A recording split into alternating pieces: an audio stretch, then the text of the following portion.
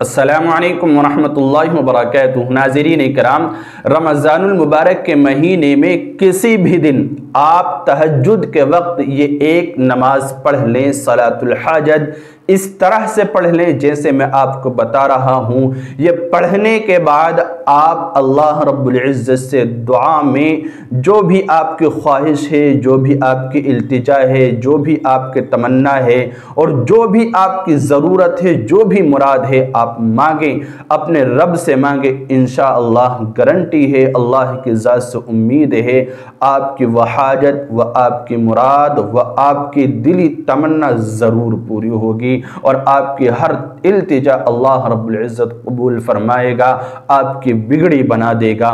وہ صلاۃ الحاجت، 4 رکعت نماز، یہ صلاۃ الحاجت کے نام سے کس طرح پڑھنی ہے وہ میں آپ کو بتا رہا ہوں، توجہ کے ساتھ سنیے۔ اور پورے مہینے میں رمضان المبارک کے آپ تہجد کے وقت سب سے بیسٹ ٹائم ہے۔ رات میں کسی بھی وقت پڑھ سکتے ہیں، لیکن رات کے آخری حصے میں جو تہجد کا وقت ہوتا ہے، سحری کا وقت ہوتا ہے، اس وقت میں پڑھیں گے تو اس کا زیادہ اثر ہوگا اور اللہ رب العزت سے آپ کو مانگنے میں زیادہ دل لگے گا، زیادہ دلچسپی ہوگی۔ آپ چاہیں گے کہ میں اللہ سے مانگتا رہوں، بہنیں چاہیں گی کہ میں مانگتی رہوں، مرادیں حاصل کرتی رہوں۔ اللہ رب العزت سے آپ مانگیں گے، آپ کی ہر التجا اللہ رب العزت سنے گا۔ طریقہ آپ سن لیں اور اس پر ضرور ایک دفعہ عمل کیجئے۔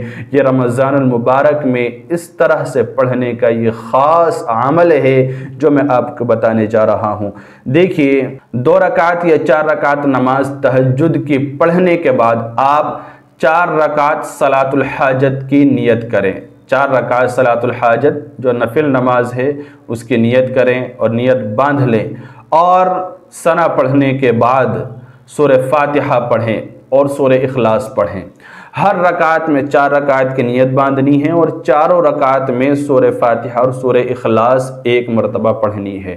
سورہ فاتحہ اور سورہ اخلاص پڑھنی ہے اور سورہ اخلاص کے بعد چاروں رکعتوں میں الگ الگ آیتیں پڑھنی ہیں، اور کتنی دفعہ پڑھنی ہیں وہ آپ سنتے جائیے۔ دیکھیے، پہلی رکعت میں سورہ فاتحہ یعنی الحمد شریف اور سورہ اخلاص یعنی قل هو اللہ احد پڑھنے کے بعد 100 مرتبہ آیت کریمہ پڑھیں۔ آپ پہلی رکعت میں 100 مرتبہ آیت کریمہ پڑھیں، لا الہ الا انت سبحانک انی کنت من الظالمین، جو میں آپ کو اسکرین پر دکھا رہا ہوں۔ 100 مرتبہ یہ پڑھنا ہے۔ اس کے بعد رکوع کریں، پھر سجدہ کریں، پھر دوسری رکعت کے لیے کھڑے ہو جائیں۔